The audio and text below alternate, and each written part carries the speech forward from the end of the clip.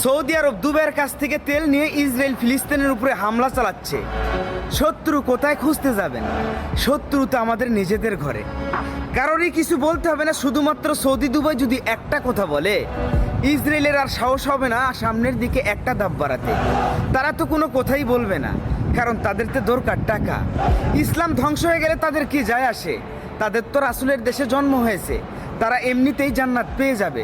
ভালো নেই ফিলিস্তিনে গাজার মুসলমান ভাই ও বোনেরা, ছোট ছোট মাসুম বাচ্চারা, আর তারা মেতে আছে মজ মস্তি, নর নারী আর খেলাধুলা নিয়ে।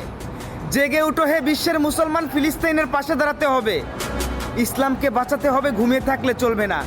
এই ইতিহাস একদিন রোজাচরে সাক্ষী দেবে, ইসলামকে বাঁচাতে গিয়ে শুধুমাত্র ফিলিস্তিন যুদ্ধ করেছে, আর আমরা পুরো বিশ্বের মুসলমানরা বসে বসে শুধু তার তামসা দেখে গেছি।